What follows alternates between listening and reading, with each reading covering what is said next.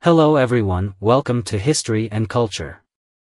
The marital story of Emperor Huang Taiji, also known as Taizong Huang Taiji, is nothing short of legendary. He not only married 3 women from the same family, an aunt and her 2 nieces, but also created a historic tale of these 3 women serving one husband together. This unique marital arrangement has sparked extensive discussions among later generations, particularly regarding his emotional entanglements with Empress Zhe, Empress Dowager Cixi, Zhuang Fei, and Hailanzhu, which continue to intrigue people even today. In Qing history, Cixi is remembered as a remarkably talented and wise woman, highly esteemed in later evaluations. However, during her time, Huang Taiji's favor for her paled in comparison to his love for Hailanzhu. This raises a puzzling question: why did Huang Taiji shower so much affection on the twice-married Hailanzhu while appearing indifferent to the brilliant Cixi? Political alliances in marriage.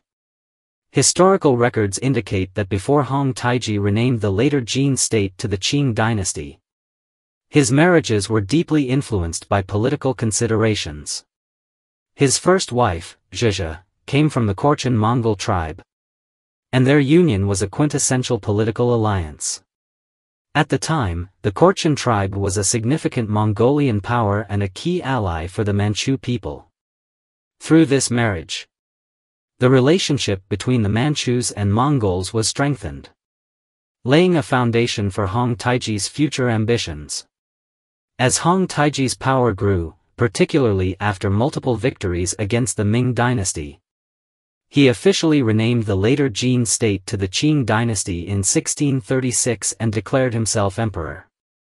Thanks to the special ties with the Korchan tribe, Zhe was appointed as the empress, making her the head of the imperial harem. From a status perspective, Empress Zhe held a position of unparalleled honor. The role of Empress Zhe and the pressure to bear sons, in line with political expectations, Empress Zhe bore the responsibility of producing male heirs for Huang Taiji, a task not only vital for the harem but also crucial for solidifying the Korchan tribe's political interests. However, despite being married to Huang Taiji for years, Zhe failed to bear a son and did not even give birth to a daughter. This deeply worried the Korchan tribe, prompting them to send Zhe's niece, Beauties, later known as Empress Dowager Cixi, to marry Huang Taiji, hoping she could fulfill this mission. After Cixi entered the harem, Zhe eventually gave birth to a daughter, but still failed to produce a son. Cixi herself bore several daughters but also failed to deliver a male heir, further intensifying the Korchan tribe's concerns. To improve the odds, they brought back Hailanzhu, who had previously been married, and arranged for her to marry Huang Taiji. Hailanzhu's entrance into the harem. Some historians suggest that Huang Taiji's affection for Hailanzhu was key to her entering the harem despite her status as a 26-year-old divorcee, a rarity in those times. After her arrival, Huang Taiji was overjoyed. Upon his ascension to the throne, he restructured the harem, appointing Hailanzhu as the Eastern Palace Mistress, Donggong de Fujian, and Shun Concubine, Chen Fei, granting her a rank second only to Empress Zhe and above her sister Beauties, Cixi. Soon after, Hailanzhu gave birth to a son, and Huang Taiji showered both the child and Hailanzhu with affection, grooming the boy as the future crown prince. Tragically, the child passed away at just 6 months old, before even receiving an official name. Heartbreak and decline. The premature death of the child devastated Huang Taiji, though he remained hopeful that Hailanzhu could bear him another heir. However, Hailanzhu was deeply affected by the loss of her son, and this grief became a lingering shadow over her life. Her health began to deteriorate rapidly despite the best efforts of physicians and caretakers, and she grew weaker by the day. In September 1641, while Huang Taiji was at the front lines directing a crucial battle against Ming forces near Jinzhou, He received an urgent message from the capital. Hailanzhu was gravely ill and on the verge of death. Without hesitation, he made a shocking decision to abandon the critical military engagement. Delegating command to his generals, and raced back to Xinjing, modern-day Shenyang, on horseback. His sole aim was to see Hailanzhu one last time before her passing. Fate, however, was unkind. On his journey back, he received the heartbreaking news of Hailanzhu's death. When Huang Taiji finally arrived at the palace, everything appeared as he remembered, except Hailanzhu, who now lay cold and silent. This poignant chapter in Huang Taiji's life remains a testament to the depth of his love for Hailanzhu. A love that continues to fascinate and perplex historians and readers alike. Huang Taiji was utterly devastated in an instant. All notions of imperial dignity and masculine pride were completely abandoned. He held Hailanzhu in his arms, weeping uncontrollably. He fainted several times from grief, only to wake up and continue crying, unmoved by any attempts to console him. In his sorrow, Huang Taiji even murmured, when the late emperor passed away, "I wasn't this heartbroken. Perhaps I exist in this world solely for this woman before me."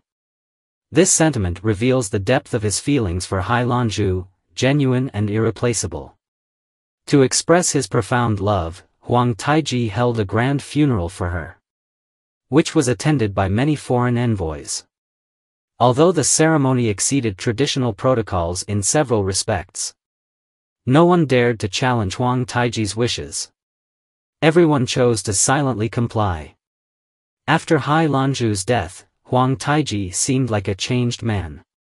He was no longer the ambitious, spirited emperor, but instead became a man lost in his thoughts, depressed and despondent, constantly haunted by memories of Hailanzhu's voice and smile.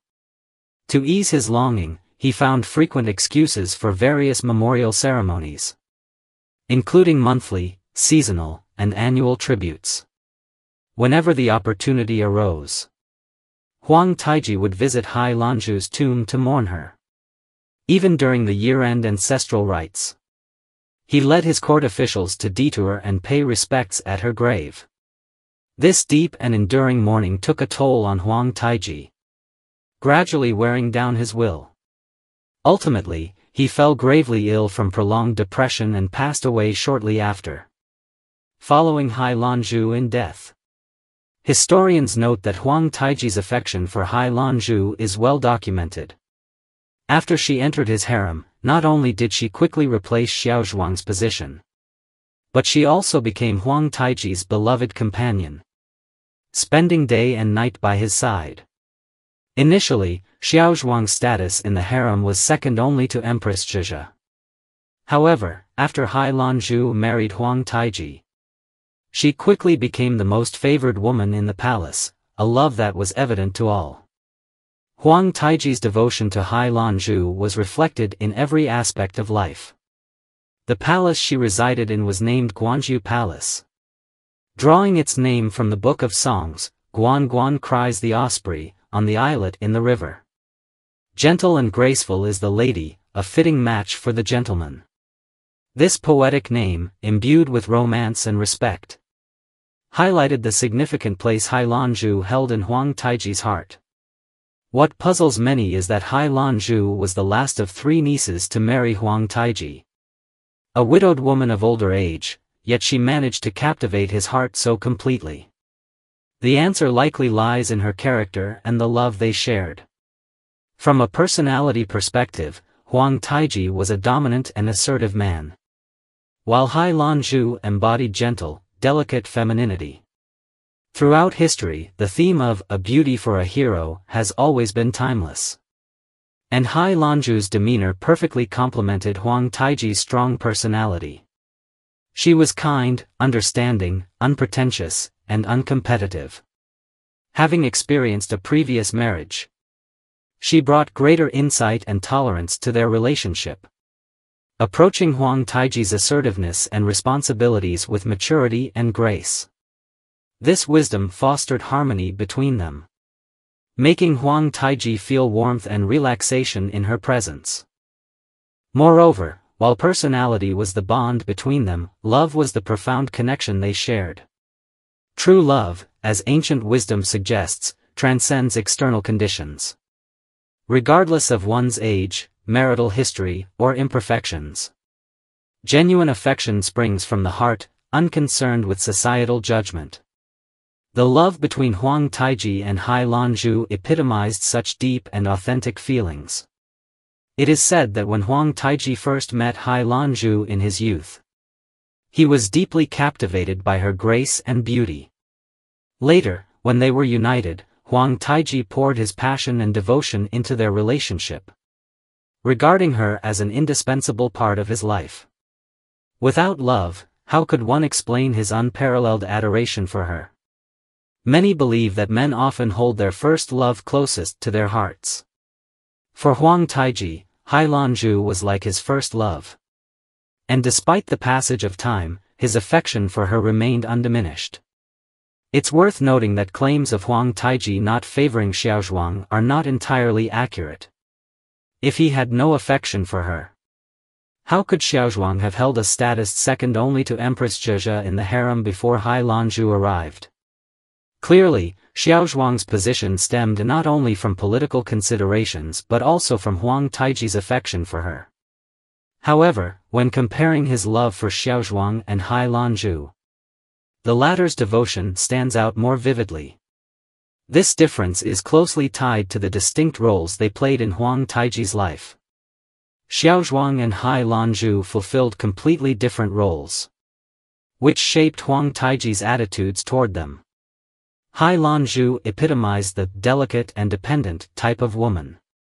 She had no need to involve herself in political affairs or claim a stake in power struggles. Her role was simple and pure, to cherish their love and every moment they shared. She could be entirely herself, unburdened by complex interests. This purity made her a sanctuary in Huang Taiji's heart, and one of the reasons for his extraordinary love for her. In contrast, Xiaozhuang was both a strong woman and a capable assistant. From the moment she entered the palace, she participated in many court matters, even assisting Huang Taiji in state affairs at times. This demonstrates Huang Taiji's great respect for her abilities and her role in governance. Thus, both Hailanzhu and Xiaozhuang were indispensable women in Huang Taiji's life. Xiaozhuang played a pivotal role in his political world, making significant contributions to the stability of his reign. Hailanzhu, on the other hand, was the soulmate of his romantic life, allowing him a brief escape from the pressures of imperial power. One represented reality, while the other symbolized ideals, both irreplaceable to Huang Taiji. Yet human nature often gravitates toward instinct and emotion. With Xiaozhuang, Huang Taiji needed to remain rational and vigilant. But with Hailanzhu, he could completely unburden himself and express his inner feelings. It is no surprise, then, that he favored Hailanzhu more openly. This is the History and Culture channel. Liking and subscribing are the greatest help and support to us. Thank you everyone and see you in the next time.